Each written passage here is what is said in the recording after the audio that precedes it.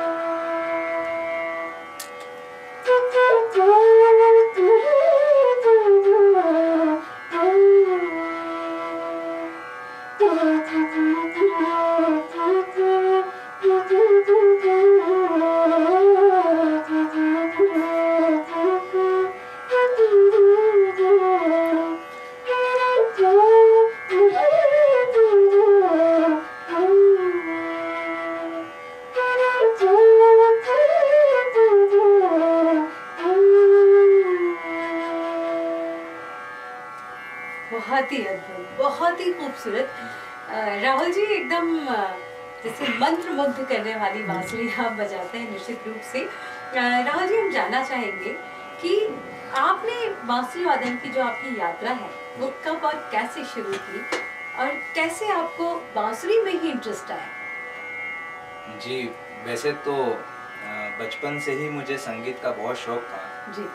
मेरी माँ संगीत से बहुत जुड़ी हुई थी और वो भजन वगैरह गाती थी। तो जैसे नहीं होता है कि महिलाओं का एक ग्रुप होता है, तो वो हफ्ते में या महीने में ऐसी गैदरिंग होती है कि जहाँ पे सब जाके भजन वगैरह गाते हैं। तो मेरी माँ मुझे उस टाइम वहाँ लेके जाती थी, क्योंकि घर पे अब संभालने वाला तो कोई होता नहीं था ज़्यादा, तो मैं उनके साथ चले जाता था और मैं सुनता था। तो वहाँ से मुझे गाने का शौक़ लगा, फिर मैं गाना सुनना चालू किया। फिर घर में भी माहौल ऐसा रहता है कि भजन वगैरह ये सब चीज़ें चलती रहती थी, तो कान में कहीं ना कहीं संगीत पड़ता था। जी। लेकिन फिर उसके बाद धीरे धीरे दूरदर्शन पे मैं सबको देखता था, बीच में ऐड आती रहती थी जिसमें सब बड़े बड़े लोग, पंडित रविशंकर गुरुजी जैसे सब विद्वान लोगों को मैं देखता था, तो उसका एक अलग प्रभाव मुझ पर पड़ा और इंस्ट्रूमेंटल संगीत मैं वहाँ से सुनना फिर शुरू किया। गुरुजी ने मुझे उस टाइम बहुत प्रभावित किया और फिर धीरे धीरे मेरा संगीत की तरफ और रुचि बढ़ते गई। फिर बीच में कभी तबला सीखना चालू कर दिया, कभी गाना सीखना चालू कर दिया, कभी बांसुरी सीखना चालू कर दिया। तो इस प्रकार संगीत में मैं रुचि दिखाते गया और समय के अनुसार फिर बांसुरी को मैंने उसको चूज कर लिया। बिल्कुल बिल्कुल। और उसके अंदर फिर गुरु की खोज में रहा मैं काफी साल। जी, ये तो बिल्कुल एक मतलब कहते हैं सौभाग्य की बात है जो उन जैसा गुरु हमको मिलना, उनका सानिध्य प्राप्त करना निश्चित ही सौभाग्य की बात है। तो हम बिल्कुल दर्शकों को बताना चाहेंगे कि यहाँ से वहाँ तक का जो सफर है उनके पास तक पहुँचने का, वो कैसे तय किया आपने? सफर काफी मुश्किल भरा रहा वैसे तो। जैसे अब इंदौर में मेरा पूरा बचपन गया हुआ, तो वहाँ पे मुझे बांसुरी सिखाने वाले लोग नहीं मिले कि जो बांसुरी को मुझे पकड़ना सिखाए या मुझे बतलाएं कि ऐसे भी बजता है, ऐसे इसमें फूंक मारी जाती है। तो कुछ चीज़ें मैंने खुद से देख कर सुन कर ही मैंने उसको सीखना शुरू किया। फिर मुझे काफ़ी समय बाद मुझे जब मेरी स्कूल की शिक्षा ख़त्म होने लगी, उस टाइम पे मुझे गुरु मिले जो कि बहुत ही बढ़िया वायलिन बजाते हैं और पंडित वीजी जोग साहब के स्टूडेंट है वो भी, और उनका नाम है श्री प्रमोद बेहरे सर। तो उनके पास मैं जाता था और फिर उनके पास बांसुरी तो उनको आती नहीं थी, तो जाहिर सी बात है, तो टेक्निकली मुझे कुछ मालूम नहीं था, लेकिन वहाँ से जो मिलता था वो था संगीत, रागदारी कि संगीत होता कैसा है। तो मैं उनके पास बैठा रहता था, सुबह जाता था, कभी रात भर बैठा रहता था, कभी रात को उनके घर पे रुक जाया करता था और बैठ के मैं सुनता रहता था कि कैसे बज रहा है, कैसे वो अपना इम्प्रोवाइज करते हैं, कैसे वो गमक बजाते हैं वायलिन के अंदर कैसे। फिर मैंने एक उनसे वायलिन लेके वो भी सीखना चालू कर दिया कि कुछ तो समझ में आया मुझे भी। जी, फिर उनके पास से मेरा सीखना लगातार शुरू रहा और मैं सुनते रहा, तो मेरा माइंड प्रिपेयर होते गया क्लासिकल म्यूजिक के लिए और रागदारी वहाँ से सीखता गया मैं। तो फिर वो जो बजाते थे वायलिन पर, उनको देख के मैं बांसुरी में, यानी आपने बांसुरी के साथ साथ तबले की भी, वायलिन की भी, मैं जुड़ा रहा, संगीत से मैं जुड़ा रहा। संगीत मुझसे कभी भी अलग नहीं हुआ, मतलब गाना भी सीखा। तो बचपन में थोड़ा सा मन विचलित रहता है ना, थोड़ा सा चंचल रहता है कि एक दिन ऐसा होके बोल देता हूँ कि कीबोर्ड सीखना है, कभी उठ के बोल दिया कि वायलिन सीखना है, कभी गिटार सीखना है, कभी गाना सीखना है। तो मतलब रुचि हमेशा रही उसमें, वाद्य और उसका वो जरूर बदलते गए, लेकिन संगीत से जुड़ा रहा। रुझान आपका पूरा संगीत की तरफ जाता था कि हाँ कुछ ना कुछ तो मुझे इसी दिशा में करना है। जी, फिर बांसुरी पे आना। फिर मैं पूना चले गया, मुझे ग्रेजुएशन मैंने पूना में किया और फिर वहाँ पे पूना में भी मैंने गुरु, वहाँ पे बहुत खोज की मैंने गुरु की। और फिर 3 साल मेरे पूना में ग्रेजुएशन के जाने के बाद मैं गुरुजी से लगातार संपर्क करने की कोशिश करता था उस टाइम। अच्छा। मुझे इतना मालूम पड़ गया था कि गुरुजी का एक गुरुकुल है और उसका नाम है वृंदावन गुरुकुल। अच्छा। और मैं वहाँ से जुड़ना चाहता था, ये सिर्फ मेरा एक सपना भर रह गया था। गुरुजी का नाम ही इतना बड़ा है और हम लोग एक ऐसे जगह से जाते हैं, इंदौर जैसे शहर से अगर हम बाहर जाते हैं तो हम ऐसे लोगों को देख भर ले तो हमारा जीवन सार्थक हो जाता है। बिल्कुल। तो एक ऐसी सोच रहती थी कि मुझे इनके सिर्फ एक बार चरण स्पर्श करने को मिल जाए। ये मेरे मतलब स्मरण में हमेशा रहता था कि मुझे गुरुजी से मिलना है या उनसे आशीर्वाद बस मिल जाए, मैं उनके एक बार चरणों में एक बार अपना माथा टेक दूं और मेरा बस जीवन धन्य हो जाएगा वहाँ पर। तो मैं वृंदावन गुरुकुल के बारे में मुझे मालूम पड़ा कि ऐसा गुरुकुल है। अब वहाँ पे फ़ोन लगाने की और जाने की हिम्मत तो मुझ में थी नहीं उस टाइम, क्योंकि मैं बहुत ही बेसिक सा लड़का था जो कहीं से सीख के सुन के सीख रहा हूँ, जिसको टेक्निकली नॉलेज नहीं ज़्यादा। ये एक मेरे साथ एक ड्रॉबैक रहा था उस टाइम कि मैं टेक्निकली फूंक के बारे में या बांसुरी में जो टेक्निक्स होती है, गमक होती है, खटका, ये सब मतलब छोटी छोटी जो चीज़ें होती है, ये तो मुझे कुछ मालूम ही नहीं है। सिर्फ रागदारी मालूम है, संगीत थोड़ा सा रागों के बारे में जानकारी मालूम है। तो फिर मैं 2012 से मैंने ट्राई करना शुरू किया। अच्छा। गुरुकुल में। और मैंने माफ़ करना मैं बता रहा हूँ, लेकिन मैंने काफ़ी फॉल्स कॉल करे गुरुकुल में, अलग अलग नाम से, क्योंकि एक मेरा रहता था कि लगन जब रहती है जाना है, मुझे सिर्फ सीखना है और उनके पास जाना है। मैंने काफ़ी कॉन्टेक्ट्स किए वहाँ पे। और जब भी मैं फ़ोन लगाता था तो मुझे गुरुजी मिलते ही नहीं थे, गुरुजी से मेरी बात ही नहीं हो पाती थी। तो वहाँ से बोलते थे कि गुरुजी कभी बाहर फॉरेन में गए हैं या किसी कार्यक्रम में रहे हैं। तो ऐसे मैंने कम से कम 200-300 फ़ोन लगाए वहाँ पे। और फिर 2013 में मेरा ग्रेजुएशन ख़त्म हुआ, तब तक मैं गुरुकुल के लिए, गुरुजी के लिए मैं ट्राई करता रहा। और फिर 13 में एक दिन ऐसा हुआ कि मैंने वृंदावन गुरुकुल में फ़ोन लगाया सुबह सुबह, और वो फ़ोन गुरुजी ने उठाया। अच्छा। तो फिर मैंने गुरुजी से पहली बार फिर उस दिन मेरी बात हुई। तो गुरुजी ने कहा कि कल सुबह आ जाओ। अब यहाँ से मैं इंदौर में बैठा हूँ और मेरे को मुंबई में गुरुजी ने दूसरे दिन मॉर्निंग में अर्ली मॉर्निंग बुला लिया कि कल सुबह आ जाओ, क्लास है यहाँ पे। तो फिर मैं रातों रात बॉम्बे के लिए निकला इंदौर से। हमारे इंदौर से बस है सीधे, तो बस पकड़ के मैं सीधे बॉम्बे गया। और दूसरे दिन मैं मेरे फादर के साथ गुरुजी के गुरुकुल गया। फिर वहाँ से मेरा गुरुकुल के साथ एक सीखने का मेरा एक दौर शुरू हुआ। और फिर वहाँ से धीरे धीरे करते करते काफ़ी टाइम आना जाना करना पड़ा, मुंबई इंदौर, इंदौर मुंबई। फिर वो एक संघर्ष चालू हुआ फिर वहाँ से कि मुझे गुरुकुल में रहना है। अच्छा। एक इंसान की चाह बढ़ती रहती है ना, कि ये और करना है, और करना है। अभी गुरुजी के दर्शन हो गए, अभी सीखना चालू हो गया, अब मुझे गुरुकुल में रहना है। तो फिर वहाँ से फिर मेरी कंसिस्टेंसी चालू रही गुरुकुल में, और मैं जाके रहा इंदौर मुंबई करके। और फिर एक दिन गुरुजी से मैंने पूछा कि गुरुजी मुझे आपके यहाँ पे रह के सीखना है। गुरुजी ने कहा कि अभी तो जगह नहीं है गुरुकुल में, आप मुझे 2-3 महीने बाद फिर से अपन याद दिलाना। तो गुरुजी फिर मुझे देखते रहे उस दौरान। एकदम से परमिशन तो मिलेगी नहीं, ये बात तो हमें भी पता है। तो गुरुजी की नज़र एक रहती थी कि ये देखो ये लड़का कितनी बार आता है। और मैं हर महीने 2-3 बार ऐसे गुरुकुल जाता था, बैठता था वहाँ पे, सीखता था, सुनता था। फिर एक दिन गुरुजी ने मुझे कहा कि भुवनेश्वर गुरुकुल में जगह है, अगर आप वहाँ पे जाना चाहते हो तो आप वहाँ पे जाइए, मुंबई में जगह नहीं है। तो मुझे लगा इंदौर से तो मुंबई नज़दीक है, भुवनेश्वर तो काफ़ी दूर है, एकदम उड़ीसा में। फिर उस दौरान फिर मैंने कहा गुरुजी मुझे बॉम्बे में रहना है, अगर आप बॉम्बे में मुझे परमिशन दें तो मुझे बहुत अच्छा हो जाएगा। गुरुजी ने बोला नहीं, मुंबई में तो नहीं है जगह। फिर मैंने गुरुजी को कहा कि ठीक है, मैं भुवनेश्वर में एडमिशन।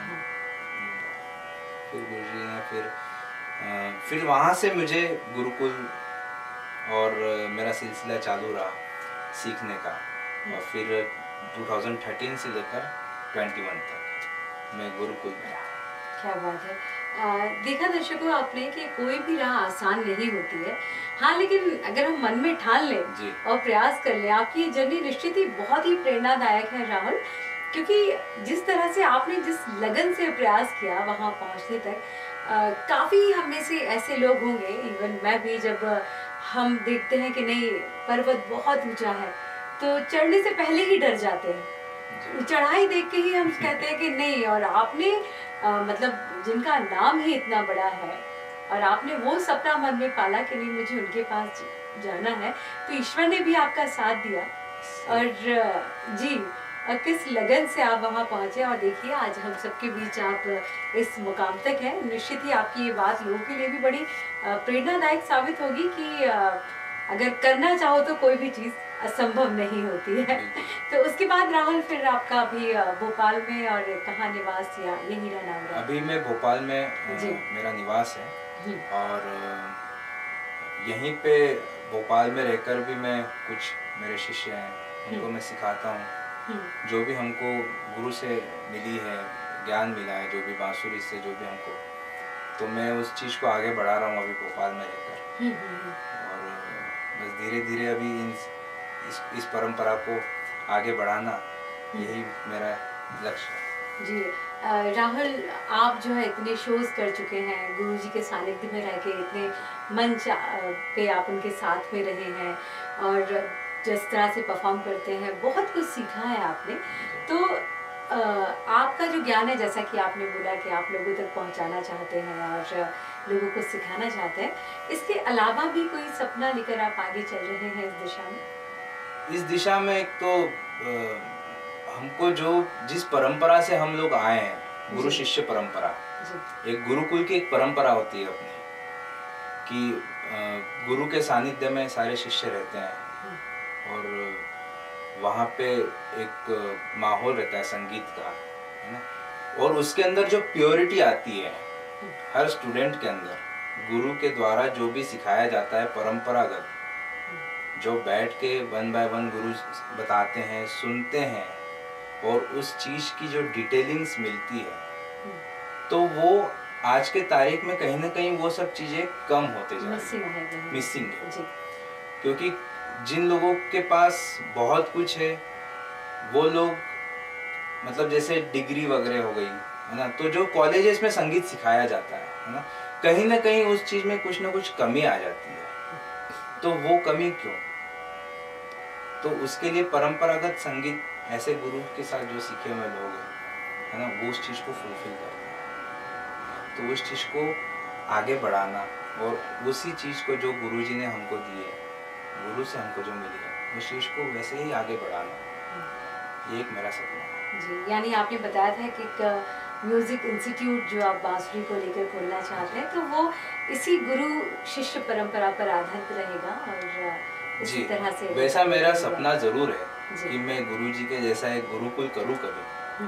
अभी तो मैं भी सीख रहा हूँ, लेकिन मैं इन फ्यूचर जरूर, मेरा एक ये सपना है कि मैं इस प्रकार से गुरुकुल खोलूँ और जो भी मुझे गुरुजी से जैसे आया है, हमने जैसे सीखा है या उन्होंने जैसे हमको दिया है, एक गुरु शिष्य के अंदर एक बहुत ही अनोखा एक नाता जुड़ जाता है गुरु और शिष्य के बीच में, कि हम लोग उनके शिष्य होके भी उनके बेटों जैसे हो जाते हैं। वो हमको एक हक से बोलते हैं, हक से सिखाते हैं। तो वो जो वैसे जो ज्ञान आता है कि हम लोग डिस्कस कर रहे हैं, सब परिवार बैठा है और गुरुजी के साथ पूछ रहे हैं, सवाल जवाब हो रहे हैं और वो गुरुजी उन सब चीज़ों का निवारण कर रहे हैं। हर एक की तरफ ध्यान है, कौन बैठा है कौन नहीं है, वो एक माहौल रहता है संगीत का और वहाँ से ही संस्कार भी आते हैं, वैसे संस्कार। निश्चित तौर पर राहुल जी, कभी कभी ऐसा होता है कि जब हम अपने किसी प्रयास में आगे बढ़ते हैं और बढ़ते जाते हैं अपनी मंजिल की तरफ, लेकिन कभी कहीं कुछ ऐसा आता है मन में कि कभी डांट सुनकर या कभी कुछ नकारात्मक भाव कि नहीं नहीं ये तो मुझे चेंज कर देना चाहिए, नहीं नहीं यहाँ तो मुझे ऐसा, या कभी ऐसा कुछ आपके साथ हुआ? कभी आपके मन में ऐसा आया कि नहीं अभी नहीं या बाद में? एक्सपेक्टेशंस जो रहती है वो इंसान के अंदर ऐसे भाव पैदा करती है।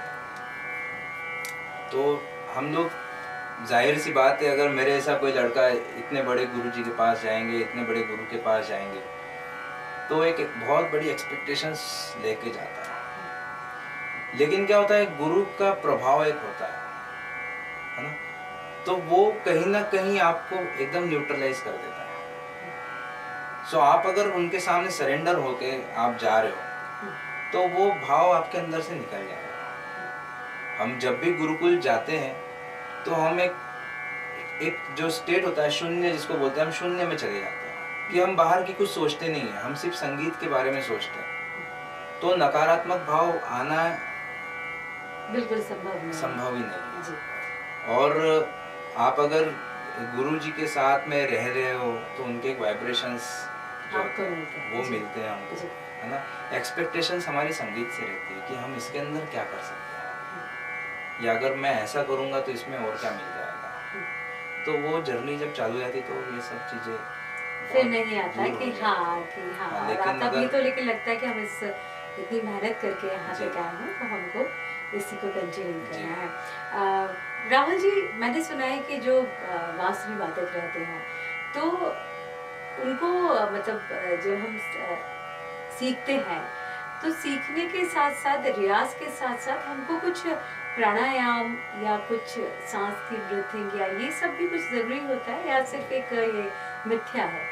नहीं, मिथ्या नहीं है, करेंगे तो बहुत अच्छी बात है जी। जैसे हमने तो मतलब ये जरूरी नहीं है कि हम जरूरी नहीं है, हाँ। करेंगे तो बहुत अच्छी बात है, लेकिन ब्लोइंग के लिए हमारे बांसुरी के जब हम टेक्निकल बात करते हैं जी, तब हम सुबह उठ के एक लॉन्ग नोट प्रैक्टिस करते हैं जी। तो उसमें आप नाक से श्वास लेंगे और ब्लो करेंगे बांसुरी में, तो ये एक प्रकार से प्राणायाम ही हुआ है, योगासन ही हुआ है। तो श्वास का वो एक एक्सरसाइज हो जाता है। अच्छा। तो उसके लिए अलग से करने की जरूरत नहीं है, अगर आप इसमें नियमित है तो आपका सब व्यवस्थित है जी।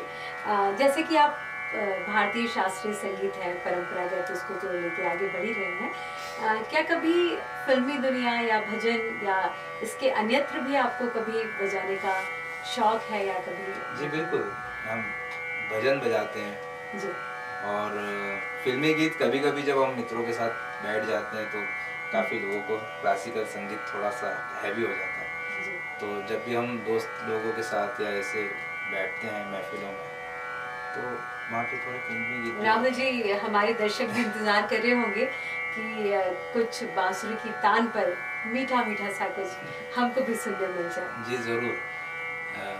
एक मेरा बहुत फेवरेट गाना है रोज़ा पिक्चर से। क्या बात है। तो मैं आपको वो ज़रूर सुनाऊंगा जी।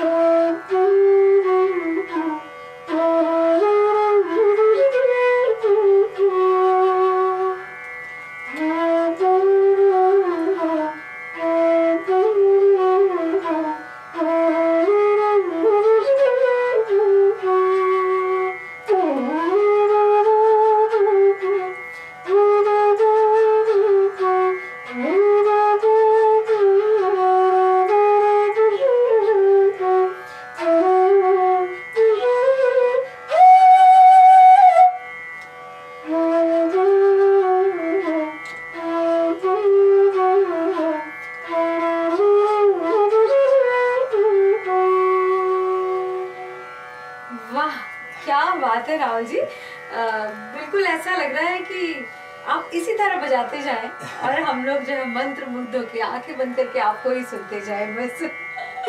राहुल जी, बहुत ही बढ़िया आप बजाते हैं, आपने इतना मतलब सुरीला गीत हमारे दर्शकों को सुनाया। राहुल जी, आपने इतने सारे मंच साझा किए हैं, कभी कोई ऐसी विशेष कोई ऐसा कार्यक्रम जो आपको याद हो, कुछ ऐसा इंसिडेंट कि ये आपके दिल के करीब है या वहाँ आपने परफॉर्म किया था? मेरे साथ ऐसे एक काफ़ी मेरी यादें हैं गुरुकुल में जब था और गुरुजी के साथ जब हम लोग जाते थे तो उस दौरान की मेरे पास मतलब काफ़ी सारी स्मृतियाँ हैं मेरी, लेकिन उसमें से भी एक बहुत यादगार एक प्रोग्राम था मेरे लिए जो कि हल्दिया में हुआ था, पश्चिम बंगाल में। और उसमें गुरुजी के साथ मैंने अकम्पनी किया था। और मैं इतना सौभाग्यशाली मानता हूँ अपने आप को कि उस दौरान पंडित अनिंदो चटर्जी गुरुजी के साथ संगत कर रहे थे और स्टेज पे जो गुरुजी मुझे सिखा रहे थे, तो लोगों के लिए शायद परफॉर्मिंग होगा वहाँ पे, लेकिन गुरुजी और हमारे बीच में जो चल रहा था कि एक फॉलो कर रहा था मैं उनको, वो बजा रहे थे मैं फॉलो कर रहा था, वो बजा रहे थे। तो जो सिखाने का एक गुरुजी का जो एक जो मैंने रूप देखा वो मैं कभी नहीं भूलूंगा। और ऑन स्टेज जो सिखाना होता है वो सिर्फ मैं और गुरुजी समझ पा रहे थे, और उसमें भी उनका ध्यान पूरा मेरे बजाने की तरफ कि मैं क्या बजा रहा हूँ। वो ये नहीं देख रहे थे कि परफॉर्मेंस चल रहा है या लोग तो अपना एंजॉय कर रहे थे, लेकिन मेरे और गुरुजी के बीच में एक एक्सचेंज चल रहा था कि गुरुजी मुझे सिखा रहे हैं, भावनाओं में आपकी आंखों में सारी बातें चल रही थी और आप दोनों ही समझ पा रहे थे। कितने अद्भुत और कितने अच्छे पल होंगे वो। और निश्चित तौर पर एक कहीं ना कहीं आपको लग रहा होगा कि इतने भरे माहौल में भी गुरुजी का ध्यान आपकी तरफ, और सचमुच बहुत ही सौभाग्य वाली बात है ये तो इस तरह से सानिध्य को पाना। राहुल जी, हमारी भी ढेर सारी शुभकामनाएं आपके साथ है, क्योंकि जिस जर्नी को आप लेके आगे बढ़ रहे हैं, जिस गुरु शिष्य परंपरा का निर्वहन करते हुए आप आगे बढ़ रहे हैं, निश्चित ही वो बहुत काबिल तारीफ है। और हमारी सनातन परंपरा है ये, क्योंकि जो बरसों से चली आ रही है।